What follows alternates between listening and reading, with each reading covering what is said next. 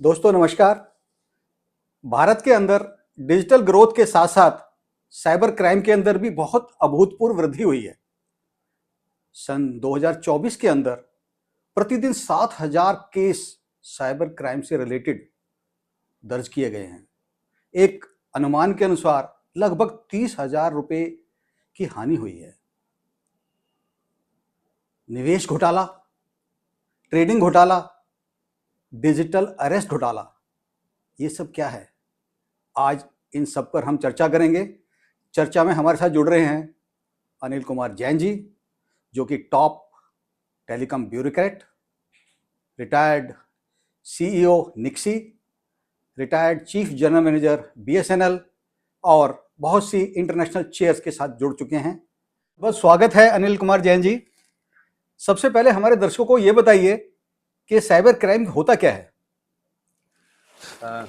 Thank you Sudhir ji नमस्कार, और इस चैनल के सभी दर्शकों को भी बहुत बहुत नमस्कार। सबसे पहले मैं या इस चैनल के डायरेक्टर्स और लोगों को मुझे इनवाइट जो किया है उसके लिए मैं धन्यवाद देता हूं। और ये चैनल बहुत अच्छा काम कर रहा है। जो सामाजिक परेशानियां हैं या जानकारियां हैं वो आप सबके साथ शेयर कर रहे हैं। मैं आज आप सबसे भी रिक्वेस्ट करूंगा कि इस चैनल का सब्सक्रिप्शन अपने दोस्तों को, रिश्तेदारों को ज़रूर बढ़ाएं, क्योंकि जिससे देश का फ़ायदा होगा। आज साइबर क्राइम का, जैसे सुधीर जी आपने बोला, एक मैनेक बन चुका है और लोगों को डर लगता है अपने लैपटॉप पे काम करते हुए या अपने मोबाइल पे काम करते हुए, पता नहीं कल क्या हो जाए। और साइबर क्राइम होता है क्या है? साइबर जो शब्द है वो कंप्यूटर से जुड़ा हुआ है। वो हार्डवेयर या सॉफ्टवेयर जो कंप्यूटर से रिलेटेड है, उसके माध्यम से जो क्राइम किए जाते हैं वो साइबर क्राइम हैं। वो कैसे क्राइम हैं? जैसे आप और हम हैं, तो आप और हम के लिए हमारे जो फाइनेंशियल इश्यूज हैं वो हम सबको चाहते हैं कि पैसे हमारे जल्दी से जल्दी बढ़ें। तो उस लालच में बहुत बार हम लोग किसी के कहलावे में आ जाते हैं और उस कहलावे से हम कल फंस जाते हैं।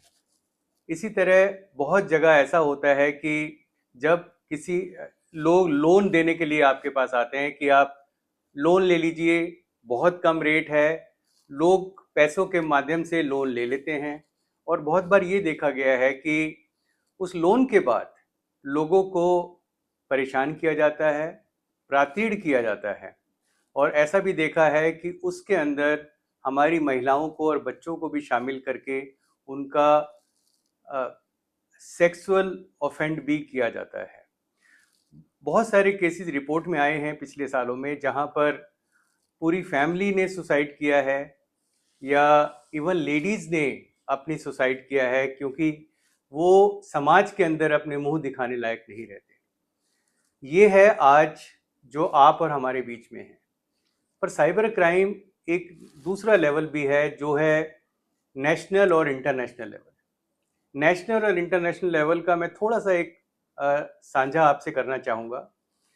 जैसे इंटरनेशनल लेवल के ऊपर इंटरनेट चलता है, आप एक टेलीफोन से या इंटरनेट से अपने लोगों से संबंध करते हैं, बिजनेस पॉइंट ऑफ व्यू से या पर्सनल पॉइंट ऑफ व्यू से।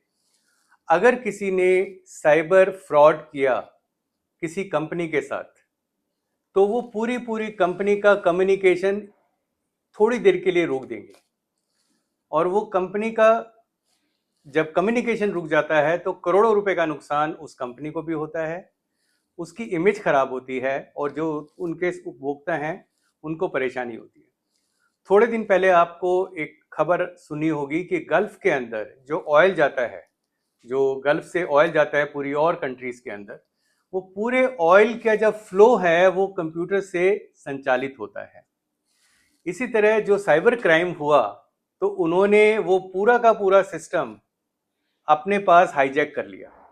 हाईजैक करने के बाद जो ऑयल का प्रोडक्शन था और फ्लो बिल्कुल बंद हो गया। और जितना मुझे याद है, लगभग $700 मिलियन लेने के बाद उन्होंने उसको खोला।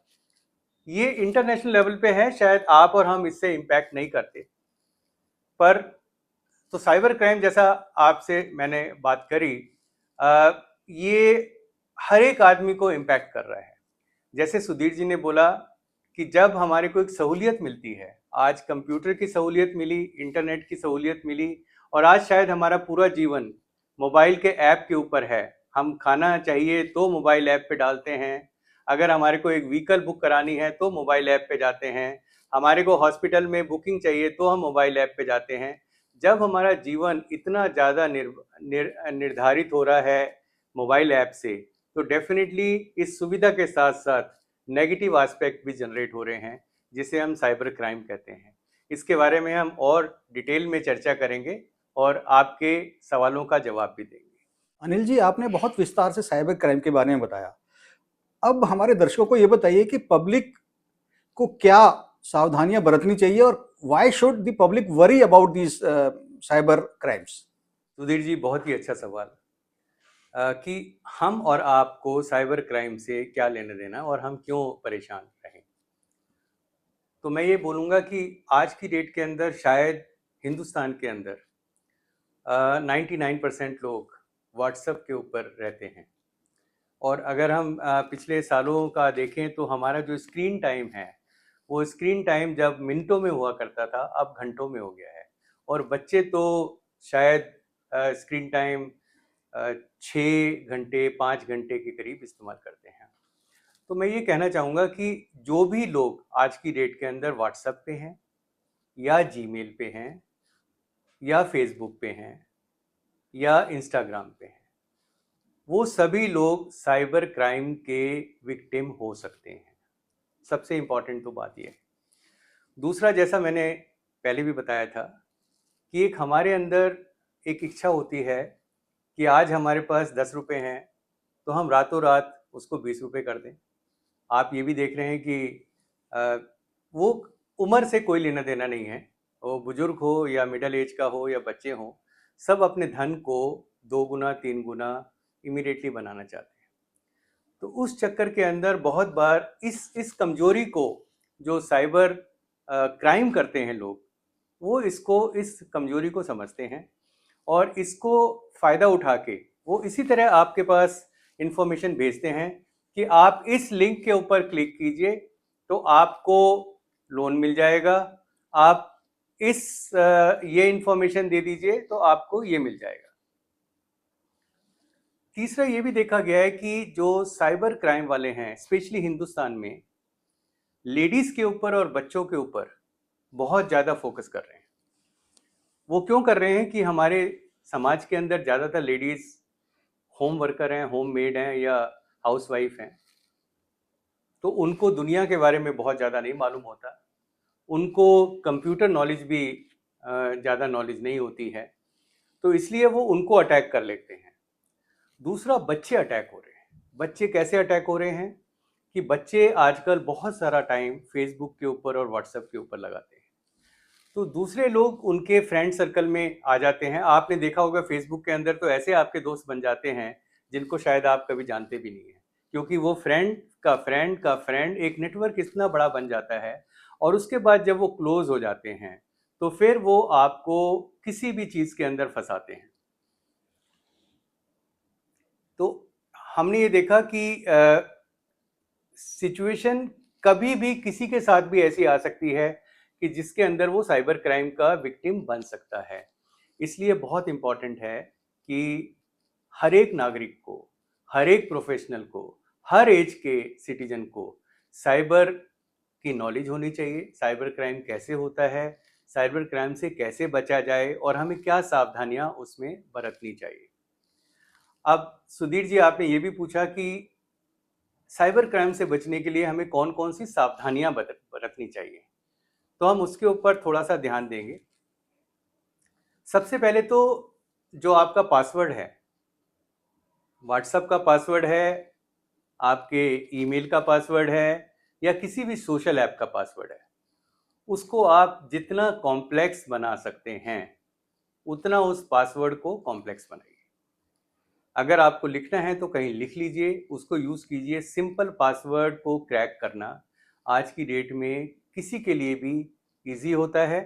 और मैं आपको ये भी बताता हूँ कि आईटी कॉलेजेस के अंदर हैकर्स को ऑफिशियल ट्रेनिंग दी जाती है। कुछ लोग, कुछ कंपनियां उनको प्रोफेशनल हैकर्स रखते हैं और कुछ लोग इसका गलत इस्तेमाल करते हैं। दूसरी सावधानी हमें ये करनी चाहिए कि अगर हमारे पास बहुत सारे कंप्यूटिंग डिवाइसेस हैं, जैसे लैपटॉप है, मोबाइल है, या आपका टेलीफोन है, टेलीविज़न है, ये आजकल सब कंप्यूटर पे काम करते हैं। इन सब के ऊपर आप कभी भी सिमिलर पासवर्ड को यूज़ मत कीजिए। सिमिलर पासवर्ड को क्रैक करना बहुत ही सिंपल होता है। किसी को एक पासवर्ड क्रैक कर लेगा तो उसके आपके सारे पासवर्ड क्रैक हो जाएंगे। तीसरा बहुत इंपॉर्टेंट है कि आप अपने पासवर्ड को रेगुलर बेसिस पे बदलते रहें। आप हर महीने अगर नहीं बदलें तो हर क्वार्टर जरूर बदलें। और मैं आपको इतना भी बताऊंगा कि बहुत सारे ऐप्स आपको बार बार प्रॉम्प्ट करते हैं कि आप अपने पासवर्ड को बदलिए। शायद हम जल्दी में होते हैं, हम 1 मिनट उस टाइम नहीं निकाल पाते अपने पासवर्ड को बदलने के लिए, इसलिए हम उस पासवर्ड को नहीं बदलते और हम साइबर क्राइम के विक्टिम बन सकते हैं। चौथा एक इम्पॉर्टेंट है, जो बार बार आपको बैंक भी बोलते हैं, आपको गवर्नमेंट भी बोलती है, अपना ओटीपी कभी भी ऑनलाइन किसी के साथ शेयर मत करें। इवन अपने बैंक के साथ भी शेयर मत करें।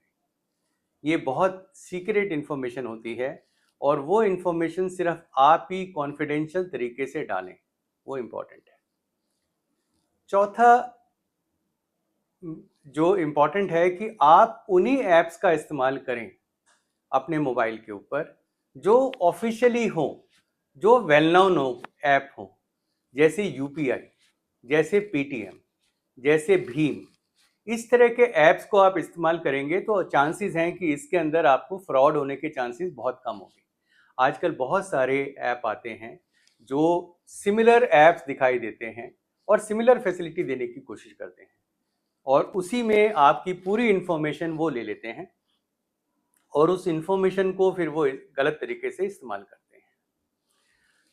चौथा अगला पॉइंट इंपॉर्टेंट है कि जब भी आप फाइनेंशियल ट्रांजैक्शन करें, कोशिश करें कि वो फाइनेंशियल ट्रांजैक्शन आप सिर्फ फिक्स्ड ऐप्स के ऊपर ही काम करें, या बैंक की इंटरनेट बैंकिंग अगर आप इस्तेमाल करते हैं तो उसके अंदर एक अलग से कीबोर्ड आता है, उस कीबोर्ड को इस्तेमाल करें रादर कि आप अपने कंप्यूटिंग डिवाइस के कीबोर्ड को इस्तेमाल करें। तो ये कुछ चीज़ें हैं फाइनेंशियल फ्रॉड से बचने के लिए। और आखिरी चीज़ मैं आपको यही कहूँगा कि फाइनेंशियल फ्रॉड से अगर आपको बचना है तो financial cyber crime, cyber security की नॉलेज आपको होना ज़रूरी है। और आज एक वक्त है जब मैं भी आप लोगों से अपील करना चाहूँगा कि जो भी मेरी बात सुन रहे हैं और जिनको साइबर सिक्योरिटी के बारे में मालूम है, जो और लोगों को सलाह दे सकते हैं, मेरे हिसाब से एजुकेशन एक इतना बड़ा टूल है जिससे शायद साइबर क्राइम को हम बहुत हद तक रोक सकते हैं। तो मैं आप सब लोगों से भी अपील करूंगा कि आप अपने दोस्तों को, अपने घर में स्पेशली जो लेडीज़ हैं, ओल्ड लेडीज़ हैं, अपने रिश्तेदारों को जहां भी पॉसिबल हो आप साइबर क्राइम से बचने के टिप्स दीजिए, जिससे कल हमारा देश सुरक्षित रहे, आप सुरक्षित रहें, आपका परिवार सुरक्षित रहे और ये समाज सुरक्षित रहे। अनिल जी, आपने बताया कि किस तरह की सावधानियां एक नॉर्मल यूज़र को साइबर अटैक्स, साइबर क्राइम से बचने के लिए करनी चाहिए।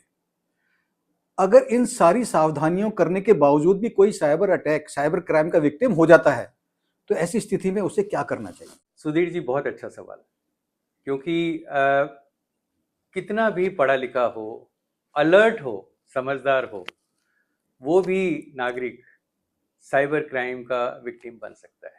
मैं एक छोटा सा एग्जांपल देता हूँ। एक लेडी जो पोस्ट ग्रेजुएट हैं, एक छोटे से काम के लिए उन्होंने उस दूध वाले को फ़ोन किया जिसके साथ वो रेगुलर दूध लेती हैं, और उन्होंने दूध इस बार ख़राब आया था तो उसको रिप्लेस करने के लिए फ़ोन किया। उनको मोबाइल के ऊपर ही पकड़ लिया गया, धीरे धीरे उनसे बातचीत बढ़ी, उनको समझाया गया कि दूध आपको कैसा लेना चाहिए, ये आपको शायद ठीक नहीं रेट देता है या वो नहीं है, तो आप अपनी डिटेल हमें दीजिए, हम आपके पास आएंगे। धीरे धीरे करके उसने उनकी सारी डिटेल ली, बैंक्स डिटेल ले ली, पासवर्ड ले लिए। और जब पासवर्ड वो बिल्कुल ले ही रहे थे, तो उस टाइम उनके हस्बैंड और उनके बेटे जो आईटी प्रोफेशनल हैं वो भी आ गए। जब उनको पता लगा कि ये 1 डेढ़ घंटे से एक व्यक्ति से बात कर रही हैं और काफ़ी घबराई हुई है, क्योंकि आवाज़ बदल जाती है आदमी की जब साइबर अरेस्ट होता है। तो उन्होंने देखा कि ये है, तो उन्होंने उन्होंने कहा बिल्कुल इमीडिएटली बंद करो ये बातचीत और हम लोग बैंक जाते हैं जिसकी डिटेल आप दे चुके हैं। मैं बैंक का नाम नहीं बताऊंगा। एक टॉप प्राइवेट बैंक है, उसके पास ये लोग गए और उन्होंने कहा कि जब तक ये पहुँचे जब तक 12.5 लाख रुपए का गबन उस उनके अकाउंट से हो चुका था। वो जैसे ही वहाँ पहुँचे, उन्होंने ये इन्फॉर्मेशन जो बैंक के टॉप मैनेजर थे उसको दी और उसको ये बोला कि हमारे को बैंक अकाउंट बंद कर दें। और उन्होंने कहा अगर बैंक अकाउंट बंद करने में दिक्कत है तो हमारे सारे पैसे आप अपने अकाउंट में ही एफडी करा लीजिए, सो दैट वो सेफ हो जाए। बैंक मैनेजर ने उनको समझाया कि इसमें आपको घबराने की ज़रूरत नहीं है, आपके पैसे जो कट गए हैं वो भी हम वापस करा देंगे और फ्यूचर में भी आपको कभी दिक्कत नहीं आएगी। सेटिस्फाइड होके वापस आए। जब तक वो वापस आए तो वो 12.5 लाख रुपए का गबन 37.5 लाख का गबन हो चुका था। उसके बाद उन्होंने जो भी पॉसिबल था, कौन कौन पॉसिबल था, आरबीआई था, आरबीआई को उन्होंने फ़ोन इन्फॉर्म किया, बैंक के सीएमडी को इन्फॉर्म किया, बैंक के रीजनल मैनेजर को इन्फॉर्म किया और लास्ट में उन्होंने फिर पुलिस स्टेशन को इन्फॉर्म किया। और अनफॉर्चुनेटली वो पैसा आज तक उनको नहीं मिल पाया है। ये मैं एक लाइव एग्जांपल बता रहा हूँ किस्से का। तो हमें करना क्या चाहिए, एक क्वेश्चन है कि हमें करना क्या चाहिए। जैसे ही आपको अगर इस तरह का कोई साइबर अरेस्ट हो जाता है या साइबर क्राइम हो जाता है, तो सबसे पहले आपको अपने बैंक को फ़ोन करके अपना बैंक अकाउंट ब्लॉक कराना चाहिए। और अगर ये क्राइम आपका क्रेडिट कार्ड और डेबिट कार्ड कंपनी से हुआ है तो इमीडिएटली आपको अपना डेबिट कार्ड और क्रेडिट कार्ड को बंद करा लेना चाहिए।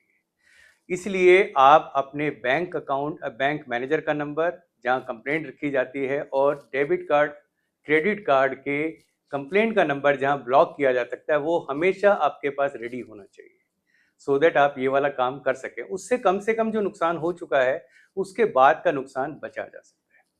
गवर्नमेंट ऑफ इंडिया ने एक टोल फ्री नंबर बनाया है 1930। उस 1930 पे आप अपने कंप्लेंट को बुक करा दीजिए और गवर्नमेंट ऑफ इंडिया के अंदर इस तरह की कंप्लेंट आती हैं और उन कंप्लेंट्स के ऊपर पूरा ध्यान दिया जाता है। तो आपने उम्मीद है ये नंबर नोट कर लिया होगा। तीसरा है, आपको वेबसाइट पे जाके, एक वेबसाइट है cybersecurity.gov.in, मैं दोबारा रिपीट कर रहा हूँ, cybersecurity.gov.in, इसके ऊपर आप अपनी शिकायत को नोट करा लें और आपको एक कंप्लेंट नंबर मिल जाएगा। उसके थ्रू आप अपनी कंप्लेंट को ट्रैक कर सकते हैं, फॉलो कर सकते हैं और फाइनली जब ये हो जाता है तो आप नियरेस्ट पुलिस स्टेशन के ऊपर जाके अपनी एफआईआर दर्ज कराइए। इम्पॉर्टेंट चीज़ मैं आपको ये बताना चाहूँगा कि देश में हर एक स्टेट ने अपने पुलिस स्टेशंस के अंदर एक स्पेशल ग्रुप बनाया है, साइबर पुलिस स्टेशन। वो पुलिस स्टेशन सिर्फ साइबर क्राइम्स को देखता है। तो अगर आप किसी भी पुलिस स्टेशन में जाएंगे, वो आपकी कंप्लेंट साइबर पुलिस स्टेशन में करवा देगा और उसके बाद आप उसको फॉलो कर सकते हैं। अब मैं आपको इतना ही बताऊंगा कि हर महीने, जैसा सुधीर जी ने बताया, 7,000 complaint per day cyber crime की रिपोर्ट हो रही हैं। ये वो कंप्लेंट हैं जो लोग रिपोर्ट कर रहे हैं और जो लोग रिपोर्ट ही नहीं कर रहे हैं, आप सोचिए कि कितना बड़ा अमाउंट वो होगा, कितना नंबर वो होगा जो लोग इसको रिपोर्ट ही नहीं कर रहे हैं। तो लगभग एक्सपेक्टेड है कि हर साल 14 करोड़ से लेकर 28 करोड़ तक साइबर क्राइम होते हैं और उनकी रिपोर्टिंग होती है। तो उम्मीद है आप लोगों ने ये सारी चीज़ें नोट कर ली होंगी और मैं आप लोगों को शुभकामनाएं देता हूं कि आपके साथ साइबर क्राइम ना हो। अगर हो तो आप कोशिश करें कि आपको कम से कम नुकसान। साइबर क्राइम होने के बाद विक्टिम को क्या कार्रवाई करनी चाहिए, अभी विस्तार से अनिल से आपने बताया। अनिल जी, अब हमारे दर्शकों को ये बताइए कि सरकार द्वारा साइबर क्राइम को रोकने के लिए क्या क्या प्रोग्राम चलाए जा रहे हैं। Sudhir ji, this question is really good because most of us are not aware that how we are safe because of the action taken by government agencies and government. Government has brought a very comprehensive and integrated framework to arrest or to minimize the cyber crime and provide cyber security to all of us. They have divided this into 5 pillars. The first pillar is to develop the infrastructure. This is a technical infrastructure which includes hardware, software, applications.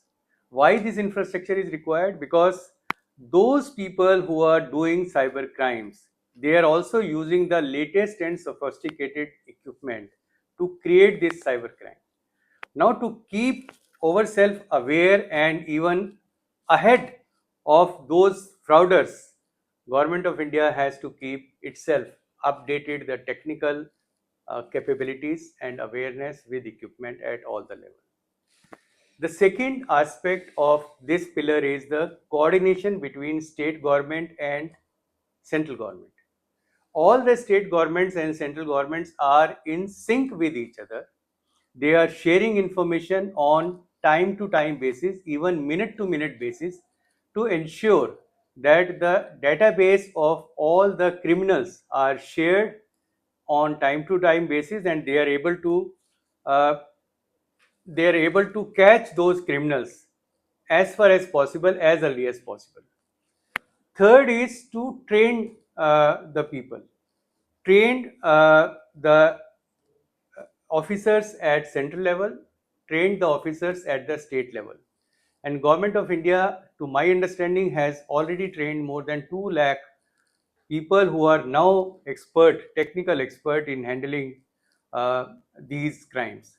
Fourth is to specially handle the cases of women and child. Now, already Government of India has created a separate cell for crime against women.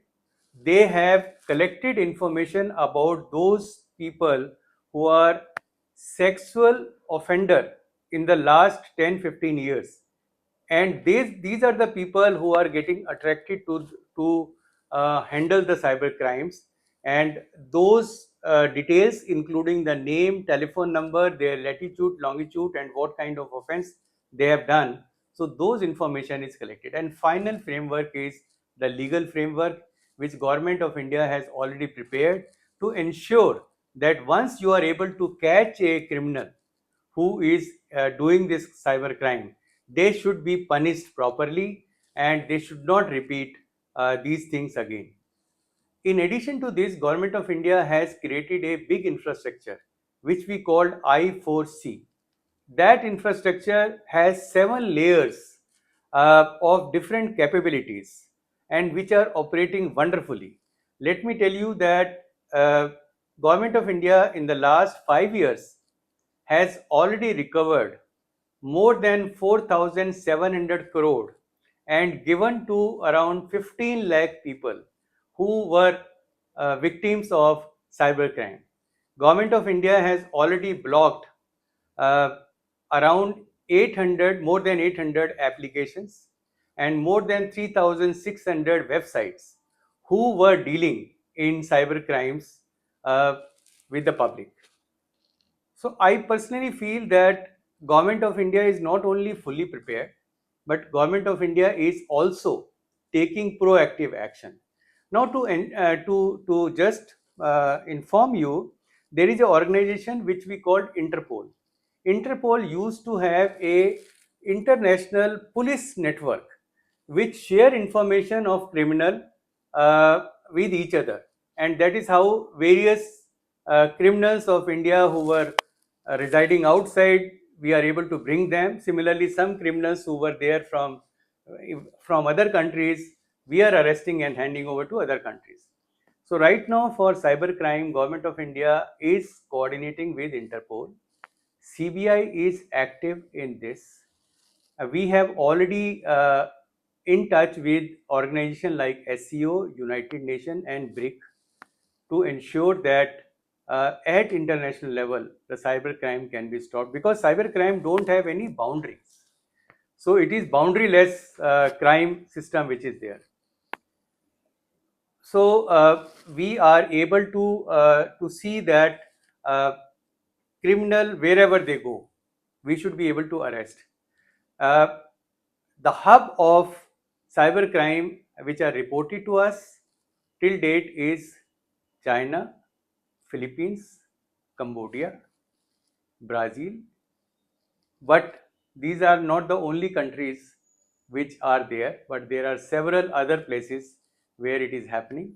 And I can only assure all of you and the people of India on behalf of Government of India that government is doing enough to ensure that all of us are cyber secure. Now, I just want to inform one more thing, that there is an organization which is a NGO who is also working on cyber security. This is called Cyber Security Association of India. I am also associated with this. The association is headed by the immediate past NSA General Pant, and is contributing a lot to the cyber security.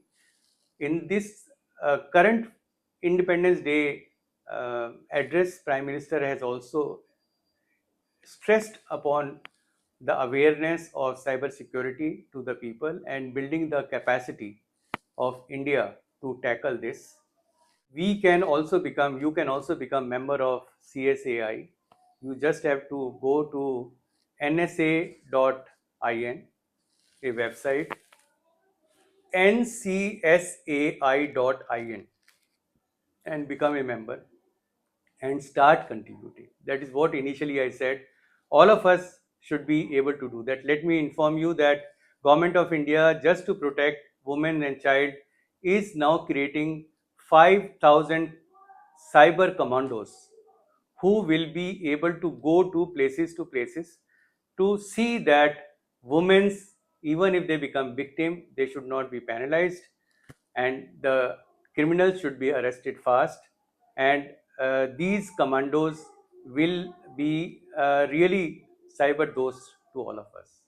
चर्चा के हम दूसरे चरण में बात करेंगे रविंद्रनाथ वात्सी से, जो कि रिटायर्ड महाप्रबंधक हैं आरबीआई के। बैंकिंग फ्रॉड को रोकने के लिए आरबीआई द्वारा क्या कदम उठाए गए हैं, वात्सी जरा हमें विस्तार से बताएं। धन्यवाद सुधीर जी, बहुत अच्छा सवाल किया आपने। ना केवल आज की बात है, बल्कि जब से भी इंटरनेट बैंकिंग आई है तो रिजर्व बैंक ऑफ इंडिया ने एक तो इंफ्रास्ट्रक्चर बहुत अच्छा बनाया है। ना केवल रिजर्व बैंक का, बल्कि सारे बैंकों के लिए जो निर्देश दिए उन्होंने वो बहुत अच्छी तरह से दिए। जहाँ तक ये बात है कि आम आदमी को किस तरह से प्रोटेक्ट करने की कोशिश की है, तो रिजर्व बैंक ने गाइडलाइंस बहुत क्लियर इसके अंदर की है कि भाई देखो, दोनों के एसेट्स अपने अपने हैं and both have to take care of their assets. अब बैंक के एसेट्स क्या हैं, पूरा सिस्टम उनका है, पूरे अकाउंट डिटेल्स उनके हैं, तो ये सारी चीज़ें उनके हैं। तो ये सिस्टम कितना सिक्योर होना चाहिए, कैसा होना चाहिए, this the bank has to take care of. और जहाँ तक कस्टमर की बात है, उसके एसेट्स क्या होते हैं, अकाउंट रिलेटेड इंफॉर्मेशन, उसके बाद ओटीपी जो उसके पास आता है, और कोई भी अलग से चीज़ें कुछ भी होती हैं तो वो सारे उसके अपने एसेट्स हैं, जिसके बारे में बैंक को कुछ नहीं पता है। तो दोनों को अपने अपने एसेट्स की रखवाली खुद रखनी है। अगर बैंक अपने एसेट्स को रखने में सफल नहीं है या कहीं उससे चूक होती है, then it is the entire responsibility of the bank to pay in full to the customer. पूरी भरपाई बैंक को करनी पड़ेगी। लेकिन अगर गलती कस्टमर की है तो then the matter is different, तो फिर कस्टमर को ही बियर करना पड़ेगा। ये दो चीज़ें बहुत क्लियर उन्होंने इस चीज़ को रखी है। लेकिन इसके बारे में मैं ये कहना चाहूँगा कि एक जो हमारा सबसे ज़्यादा इम्पोर्टेंट जो होता है जो फ्रॉड से बचने के लिए, एक तो क्या ना, हम लोगों को लालच नहीं करना चाहिए। क्योंकि जनरली जो हमारे पास मैसेज आते हैं उसके अंदर जैसे लॉटरी के मैसेज आ जाते हैं कि आपको 50 लाख की लॉटरी लग गई, और ये फ्रॉड वहीं से चालू हो जाता है एक्चुअली। भाई एक सीधी सी बात है कि क्यों कोई आदमी आपको 50 लाख देगा, 15 लाख देगा या एक्सेसिव रिटर्न्स देगा। कभी कभी आपने ये भी देखा होगा कि कुछ कंपनियां आपको जो हैं दे आर रेडी टू पे यू 24%, 36%। जरा एक सोचो कि भाई वो कैसे आपको रिटर्न इतनी दे सकता है, क्या मार्केट में इतना रिटर्न मिल रही है क्या? तो कहीं ना कहीं ये एक लालच को हमें कम करना पड़ेगा। दूसरा एक मेजर रीजन रहता है कि हमारे पास लिंक्स बहुत आते हैं, और वो कभी कभी ऐसे लगते हैं ऐसे कि they are genuine, but they may not be genuine. तो आपके मोबाइल में जितने भी लिंक्स आते हैं, कोशिश करें कि उस लिंक को इस्तेमाल ना करें। आप अपने लैपटॉप को खोलिए, उस लिंक को कॉपी करिए या उस लिंक का जैसा भी आया पूरा उसमें डालकर देखिए, ताकि आपका मोबाइल सेफ है, आपका अकाउंट सेफ है। सिर्फ आप उसके अंदर जाकर ये करने की कोशिश कर रहे हैं, क्योंकि लिंक से बहुत गड़बड़ होती है। मैसेज हो जस्ट एक थोड़ा सा देखते रहिए। जहाँ तक रिजर्व बैंक की बात है, रिजर्व बैंक ने एक बहुत अवेयरनेस ड्राइव बहुत चलाया है। आप देखते होंगे कहीं पे भी विज्ञापन आते हैं या बैंकों के द्वारा भी है, अगर बैंक में भी आप जाते हैं तो वहाँ पे भी जो है हर जगह लिखा हुआ है कि आप केयर करिए और ओटीपी किसी का शेयर मत कीजिए, अपना एटीएम कार्ड किसी के साथ शेयर मत कीजिए। और फिर भी अगर किसी के साथ होता है और बैंक अगर कुछ नहीं करता है तो बैंकिंग ओम्बुड्समैन की स्थापना की हुई है। अगर मान लीजिए आपके पैसे निकल जाते हैं, आपकी कोई गलती नहीं है, तो कोई बात नहीं, आप सबसे पहले बैंक को अप्रोच कीजिए। हर बैंक के पास ऑलमोस्ट एक इंटरनल ओम्बुड्समैन होता है, वो अपना जायज़ा लेता है पूरी समस्या का। अगर वो आपको नहीं दे पा रहा और आपकी गलती नहीं है, आपने कोई सीवीवी नंबर नहीं शेयर किया है, ओटीपी शेयर नहीं किया है, किसी गलत लिंक को नहीं लगाया है, कहीं भी कोई गलत काम नहीं किया है, और बैंक ने फिर भी पैसा आपको नहीं दिया है, then you can go to the banking ombudsman, and I am sure that the Reserve Bank ombudsman will help you to get that money. आज हमने चर्चा की साइबर सिक्योरिटी, साइबर क्राइम से किस तरह से लड़ने के लिए हम कितने तैयार हैं, विक्टिम को क्या सावधानी बरतनी चाहिए, सरकार द्वारा क्या कदम उठाए गए हैं। इस चर्चा में जुड़ने के लिए अनिल जैन जी आपका बहुत बहुत धन्यवाद, और रविंद्रनाथ वसी आपका बहुत बहुत धन्यवाद। अगले सत्र में फिर मिलेंगे किसी महत्वपूर्ण विषय को लेकर। तब तक के लिए नमस्कार।